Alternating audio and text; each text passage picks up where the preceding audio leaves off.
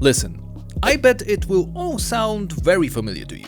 I switched to Live in 2014 and due to the plugins I already acquired back then, I went straight into using them instead of checking out what Ableton had to offer. Then I thought I got responsible. Instead of cracking, I started to invest in more plugins while barely touching anything than stock EQ, reverb, and maybe saturator from time to time.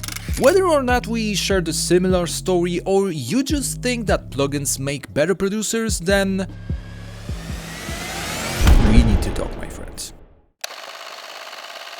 You may ask how those silly little devices can compete with the legends of saturation. I'm not here to judge, but you probably always used saturator in its easy mode.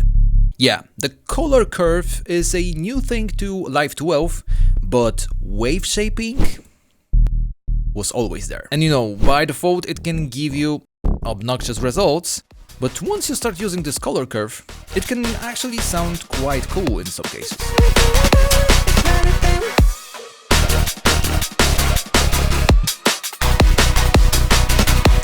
Now listen, it's hard for me to swallow, but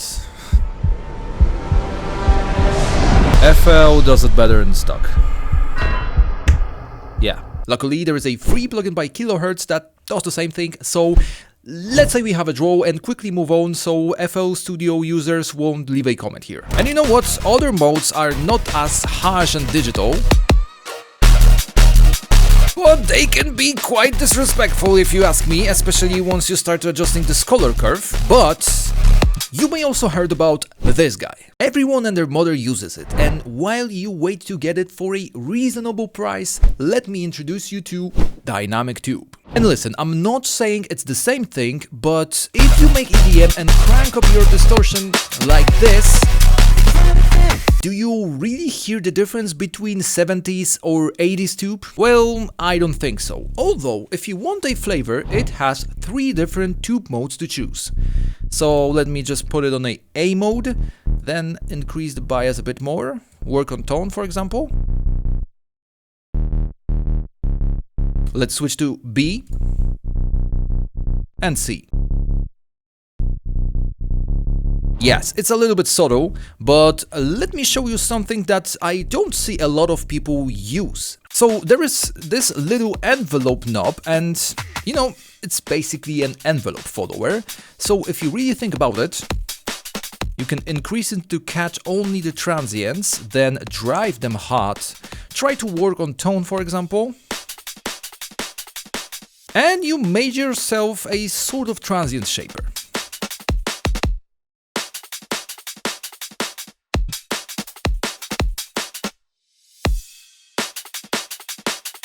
I talked about RAW in my previous videos a lot, but for a quick reminder, let me just show you how quickly you can make something decent with this beast of a plugin. Obviously, we go for a multiband option. We can drive it a little bit more with this knob actually. Then let's work on mids. Full wave rectifier. It's always my go-to. But I think it's actually too much for this case, so let's just try the half-wave rectifier. Let's now work on highs. And for this one, you know, a little bit more sizzle maybe with shards.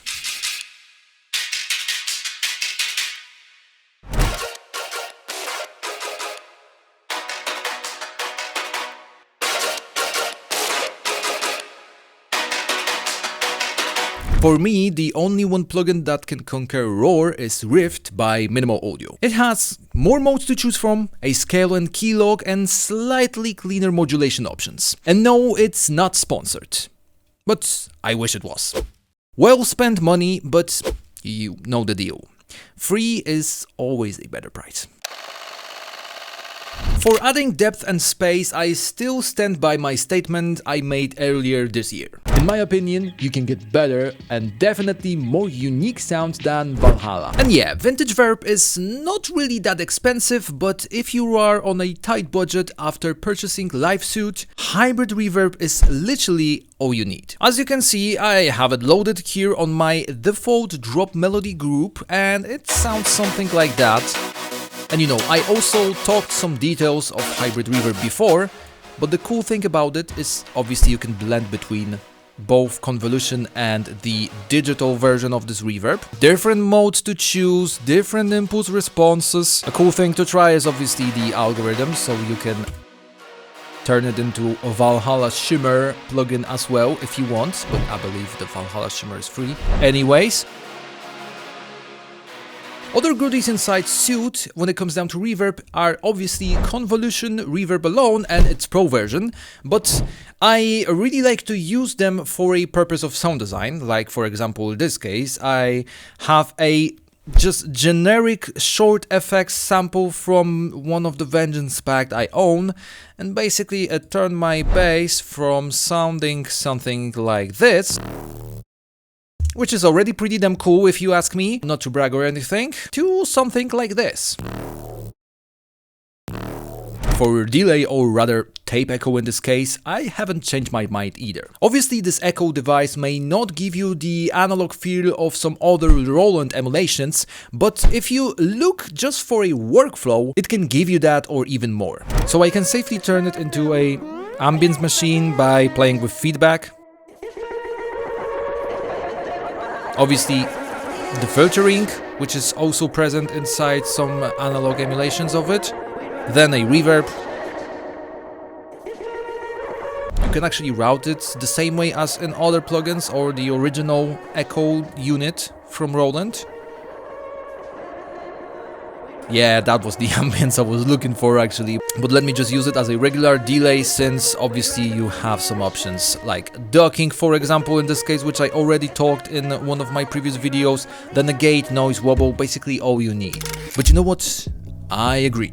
I may be a little biased. Due to the computer/construction noises type of music I make, I rarely use sends and returns, where you will normally put your expensive and precious reverbs. It's just my type of workflow. I rather like to use it with my parallel rack and have everything set and ready to control on my individual groups or even individual sounds. And yeah, those two main space devices may lack some interesting features, like for example synchronizing to your BPM and some more expensive or boutique tones, until you grab a pack of well-designed and recorded input responses and drag them into Convolution Reverb Pro or Hybrid Reverb. Since you already pressed like and subscribe button, we can move on to some more exciting things. Oh, you haven't? Fine, I'll wait. Back in my plugin acquisition syndrome days, I really wanted to get pitch map, and while I'm still on the fence of getting it, Spectral Resonator will save our wallets.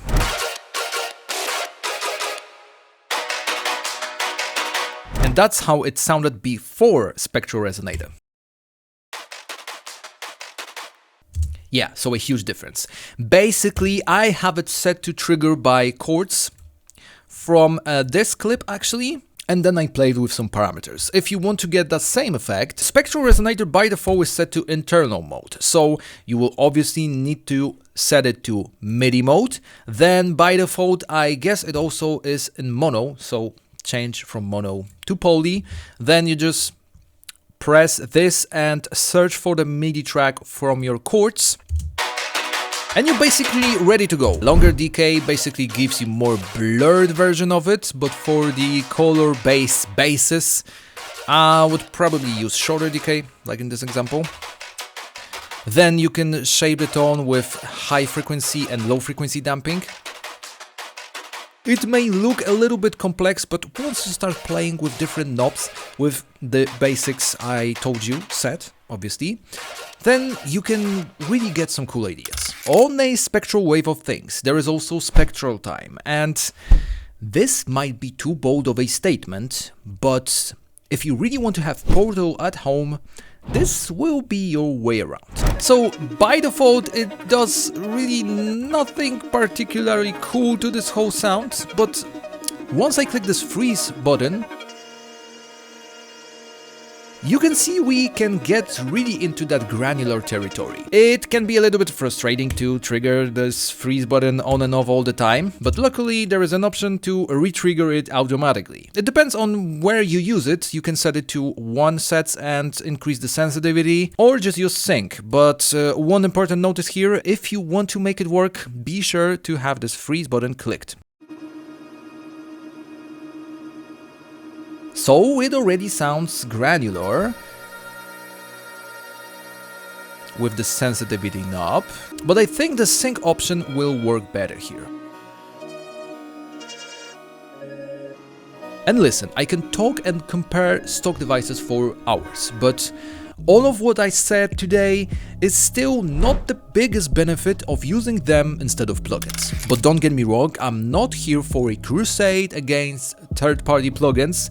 In fact, I still use them and I have my favorite ones, but if I could go back in time, I would not buy at least 60% of them. I simply just learned my lesson and I want you to learn from my mistakes. Getting live suit is an investment. If you really dig analog emulations, or you basically know all of the stock devices and their limitations, and you want to expand to some more complex or unique plugins, instruments, then obviously go for it. But remember, limitations spark creativity. But are those limitations really exist? I prove they're not in this video. Just saying.